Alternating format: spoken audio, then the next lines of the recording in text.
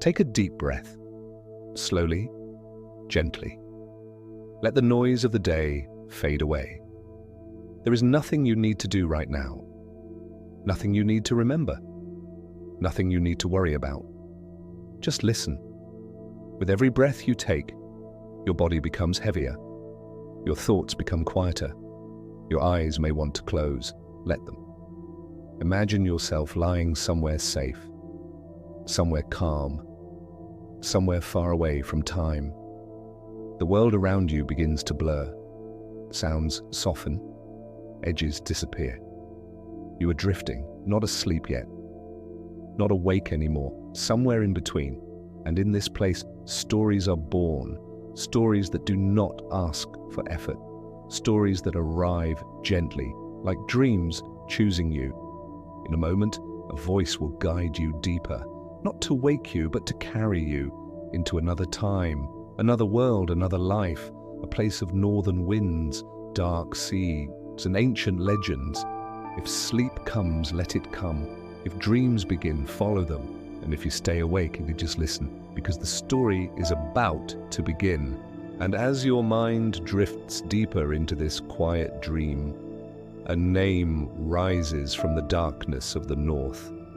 Ragnar Lothbrok. Ragnar Lothbrok, the wolf of the north written by fate. When the northern winds howled across the frozen fjords, a single name was whispered through the lands of Scandinavia. This name did not belong only to a man, but to a destiny, to an era, to a beginning. Ragnar Lothbrok, his story, was a saga written in blood, a prophecy sealed with fire. Some called him a king, some a raider, others the shadow of the gods walking among men. But on one thing all agreed: Ragnar Lothbrok was never an ordinary man. On the night Ragnar was born, the northern lights burned crimson across the sky. When the old seers saw this sign, they spoke only one sentence: "This child will become a great king, or he will drown the world in blood." Blood and lineage. According to the Icelandic sagas, Ragnar was the son of King Sigurd Ring of Sweden. Sigurd Ring, disciplined, unyielding, a ruler who knew no defeat on the battlefield. Ragnar did not grow up in the shadow of thrones, but among warriors. Listening to the clash of swords, growing beneath the weight of axes, even at a young age he was different from the others. Not because of his strength, but because of his mind. Before a battle even began, he could sense where the enemy would step, which mistake they would make. Those who watched him soon understood one thing: Ragnar loved war, but he never underestimated it. Lagertha and the first trial. When Ragnar's name was first truly heard, there was a woman at his side. Lagertha, a shield maiden, a sword bearer, a warrior as ruthless as any man. Lagertha was not only his wife, she was his fate walking beside him. Legend says that Ragnar, to win Lagertha's hand, was forced to kill a bear and a venomous hound that guarded her home. That trial was the first proof of his fearlessness. Children were born of this union, but Ragnar's destiny was far too great to belong to one woman or to one land. Enemy of kings, master of war. As Ragnar's fame spread, so did his enemies, Bjarmians to the north, Sami tribes to the east, rival Viking kings to the south. But Ragnar was different. He did not merely conquer, he taught. He shared the spoils fairly with his men. He never forgave cowardice, yet courage was always rewarded. A man who fought under Ragnar felt that he already knew the road to Valhalla. In one battle, Ragnar killed an enemy king with his own hands. From that day on, his name was spoken not only as a warrior, but as a king slayer, as a legend. Harald clack and betrayal, yet every great leader casts a shadow. Harald clack. Harald was a man who envied Ragnar's power, who saw his rise as a threat. Again and again he rebelled. Again and again he was defeated. but with every defeat, his hatred only grew. Ragnar, however, was patient. He never underestimated his enemy, but he never feared him either. After the final great clash, Ragnar received grim news. Viking warriors on English soil had been slaughtered by King Ella of Northumbria. That news sealed Ragnar's fate. The oath to invade England. Ragnar rose to his feet, and before all men he spoke. "I swear by the gods I will sail to England with only 2 ships, and if I die, my sons will avenge me." It was a challenge to kings, to gods, to fate itself. 2 ships against an army. This was not arrogance. This was a pact made with destiny, the Serpent Pit. When Ragnar reached the shores of England, a storm rose. The ships were shattered. Ragnar was captured. King Ella had him bound in chains, and before all eyes he passed judgment. Throw him into the pit of serpents. Ragnar did not tremble. He smiled. Legend says his final words were these: "If the piglets knew how the old boar died, they would grunt." Those words were a call, a message to his sons. As the serpents coiled around his body, Ragnar felt the gates of Valhalla opening before him. The sons' revenge, Ivar the Boneless, Bjorn Ironside, Sigurd Snake in the Eye, Hvitserk, and Ubba. When they learned of their father's death, the North was never the same again. The great heathen army rose. England trembled, Ella was captured, and Ragnar's death was answered with one of the bloodiest revenges in history. Between myth and truth, whether Ragnar Lothbrok truly lived is still debated, but one truth remains. His name defines the Viking Age. He was not merely a man, he was an idea that defied borders, challenged fate, and bargained with the gods. And even today, when the northern wind begins to blow, some still claim they hear a whisper. Ragnar still fights. The height of power, the wind still carried his name, not as a memory, but as a warning. Ragnar Lothbrok was no longer becoming a legend. He was one. Across the north, fires were lit in his honor. Songs were sung about his victories. Children learned his name before they learned fear. And yet, this was the moment when fate began to tighten its grip. A legend alive, Ragnar ruled not from a throne, but from movement. From ships cutting through cold waters, from camps that rose overnight and vanished by dawn, kings spoke his name carefully, some with admiration, others with hatred, but none with indifference. Where Ragnar walked, the balance shifted. Old rulers fell, new alliances formed. The north was changing, and Ragnar stood at its center. The price of greatness power isolates. The higher Ragnar climbed, the fewer voices he trusted. Even among his own men, silence grew heavier. Because a legend cannot walk beside ordinary men, Ragnar began to feel it. In the pauses between battles, in the long nights aboard his ships, in the way the gods no longer felt close, but distant, watching. Sons of a legend, his sons were growing, not as boy, but as storms. Ivar the Boneless, sharp-minded, unforgiving. Bjorn Ironside, strong as the mountains, restless as the sea. Sigurd Snake in the Eye, marked by fate itself. Hvitserk, Ubba. Each one carried Ragnar's blood, each one cast a shadow of his own. Ragnar saw it clearly. One day, they would no longer follow him, they would replace him, and this truth terrified him more than any enemy. The world grows small. Ragnar had conquered the north, but conquest is hunger, and hunger is never satisfied. The seas he once feared now felt narrow. The enemies he once respected felt weak. Across the water, England waited, rich, divided, unprepared, a land of kings who did not understand the sea. Ragnar spoke of England often, not as a raid, but as destiny, whispers of doubt. Some jarls questioned him, some warned him. "You have nothing left to prove," they said. "You are already chosen by the gods." Ragnar listened and ignored them.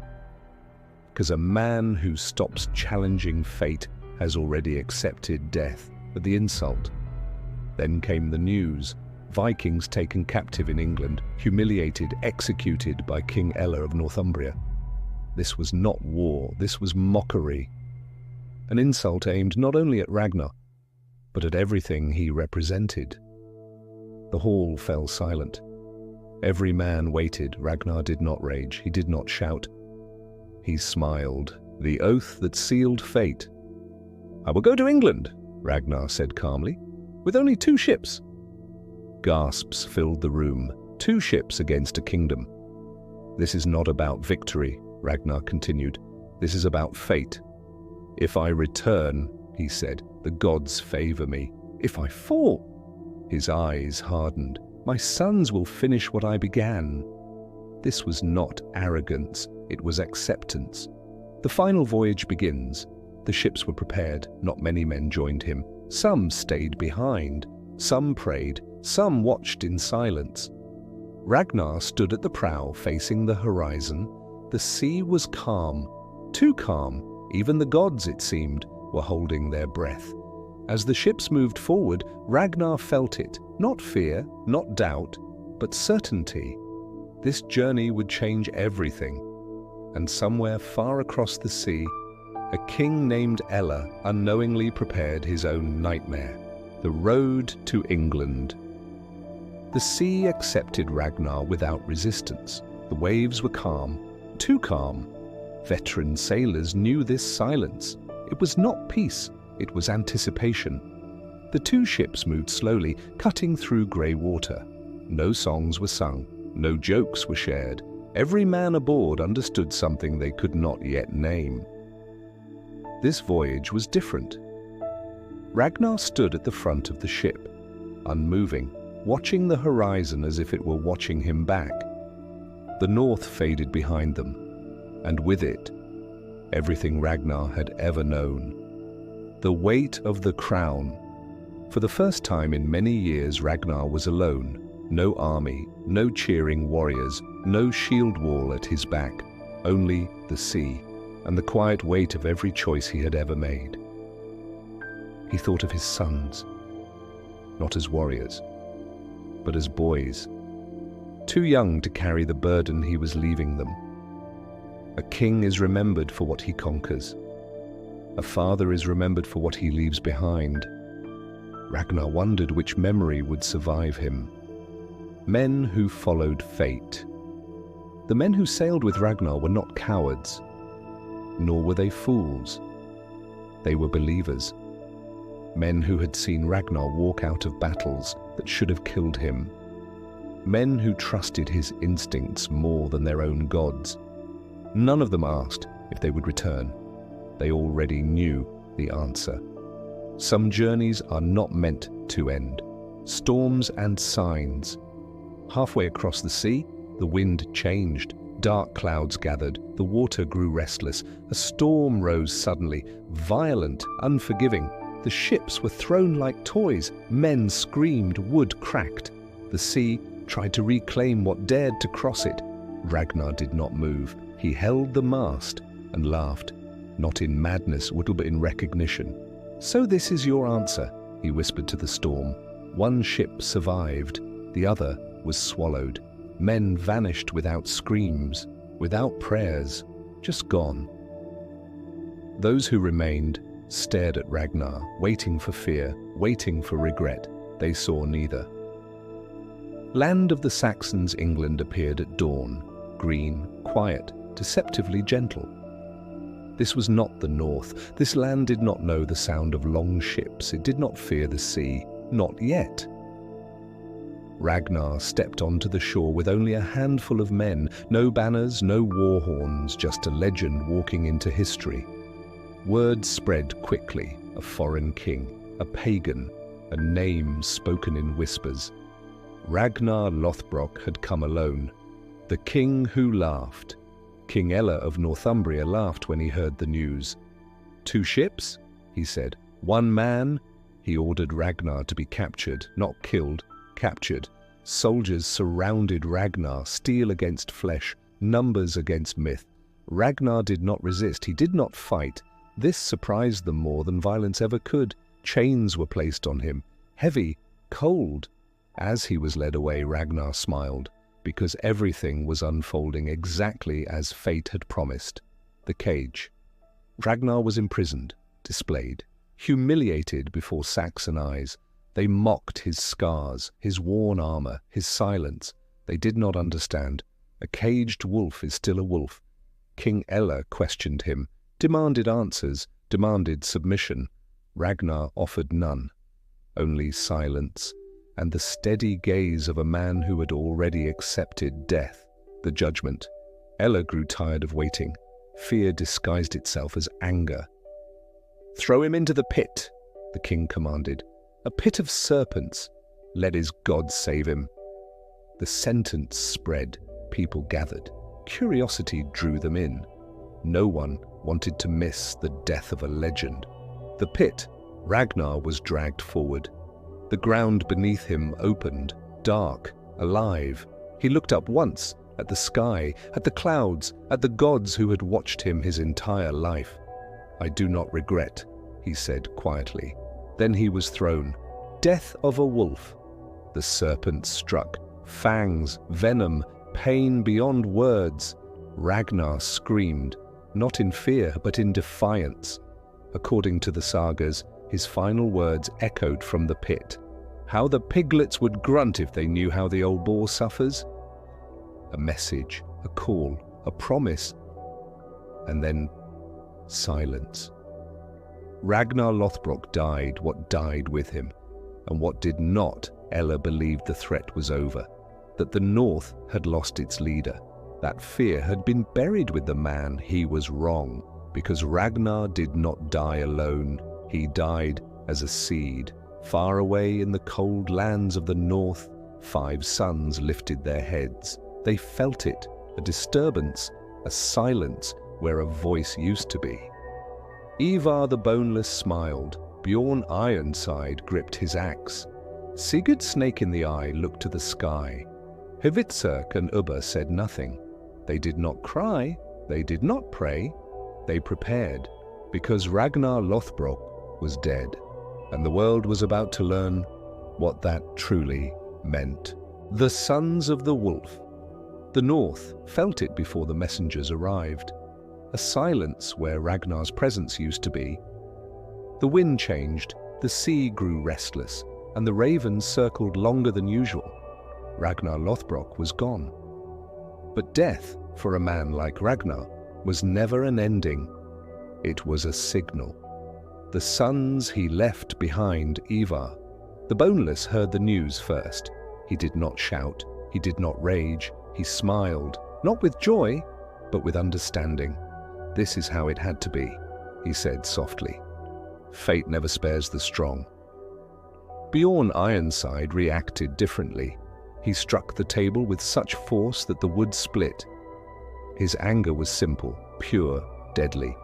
Sigurd Snake in the Eye said nothing. The mark in his eye seemed darker that day, as if fate itself had sharpened its gaze. Hvitserk and Ubba stood together, brothers not by choice, but by blood, by destiny. None of them cried. Tears were for men who still had hope. They had something else. The decision. They gathered in the great hall. Firelight danced across their faces. 5 sons, 1 legacy. Ivar spoke first. "England killed our father," he said. "They will pay." Bjorn nodded, but it was Sigurd who asked the question that mattered. "How?" Ivar leaned forward, not with strength, but with strategy. "We will not raid England," he said. "We will break it." Silence followed. Then understanding. The great pagan army. The call went out across the north, to jarls, to warriors, to men with nothing to lose. Ragnar's name was spoken like a spell. Men answered not for gold, but for vengeance. Ships filled the horizon. Axes were sharpened. Shields were painted with symbols of death. This was not a raid. It was a migration, a storm with intent. They called it the Great Pagan Army. England trembles. England was unprepared. Kings argued. Borders weakened. They had heard stories. But stories do not prepare you for reality. The sons of Ragnar did not come quietly. They burned. They conquered. They advanced without hesitation. Villages fell. Castles surrendered. Panic spread faster than fire. And always one name followed them. Ella, Ivar the Boneless. Ivar was not the strongest, but strength was never his weapon. He studied his enemies, their habits, their fear. Where Bjorn led charges, Ivar set traps. Where others killed quickly, Ivar waited. Pain, he believed, was a language, and he spoke it fluently. The fall of Ella king. Ella ran, not from fear, but from inevitability. He was captured, dragged before the sons of Ragnar. The hall was silent. Ella looked at them and understood. This was not judgment. This was consequence. Ivar stepped forward. "You killed our father," he said calmly. "You mocked him. You thought it ended there." Ella begged. Kings always beg when crowns fail them. The blood eagle. The punishment was ancient, reserved for the worst crimes. They called it the blood eagle. Pain beyond mercy, beyond forgiveness, beyond time. Ella screamed. The North listened. Ragnar Lothbrok had been answered. What followed? England never recovered the same way. The North had changed history. Bjorn would travel farther than any Viking before him. Ivar would rule through fear and brilliance. Sigurd would die as fate demanded. Fitzurk and Ubba would carve their own legends. And Ragnar Lothbrok became more than a man. He became a measure, a warning, a story fathers told sons so they would not forget what happens when destiny is challenged. Epilogue. The wolf never dies. Some say Ragnar still walks the halls of Valhalla.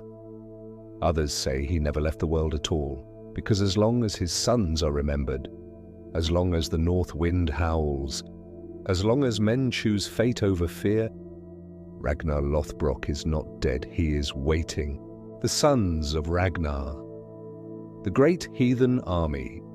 Ragnar Lothbrok was dead, but his death did not bring silence. It brought a storm. The words he spoke in the snake pit traveled farther than any ship he had ever sailed. They crossed seas. They crossed kingdoms. They crossed the hearts of his sons. When the message reached them, there was no disbelief, only rage.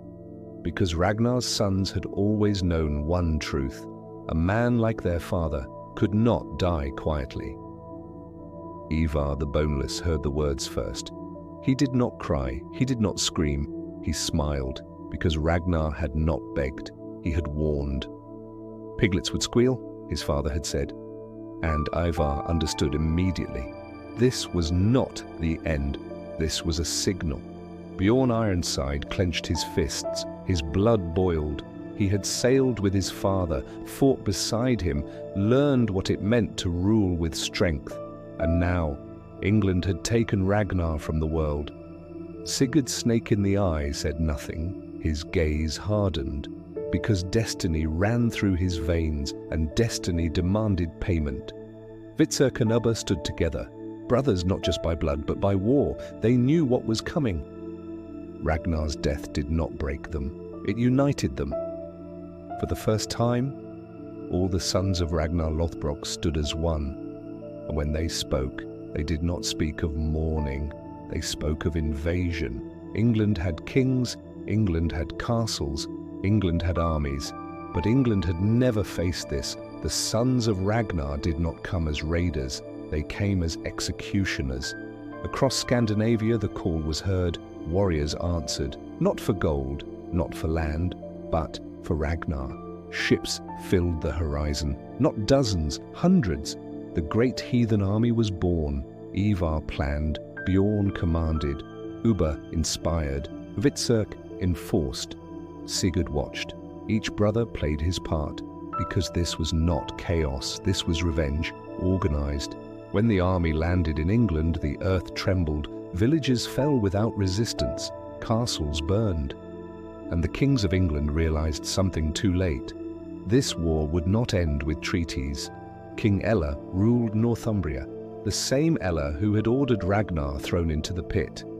He laughed when he heard the army was coming. At first, but laughter fades when scouts do not return, when banners burn, when the dead pile higher each day. Ella gathered his forces, but fear moved faster than his men, because every Viking carried the same message: we are Ragnar's sons. The final battle came. Northumbria stood against the storm, and the storm did not stop. Ella was captured, dragged before Ragnar's sons, the same way Ragnar had been dragged before him. Ivar stepped forward. He did not shout. He did not insult. He only looked at Ella and spoke calmly. "You killed our father," Ella begged. But the sons of Ragnar had learned something from him. Mercy is not weakness, it is a choice. And this time, they chose differently. The blood eagle was performed, slowly, deliberately, not out of cruelty, but as a message. Ragnar was avenged, England burned, kingdoms fell, and history changed direction. But victory has a price, and the price came quietly.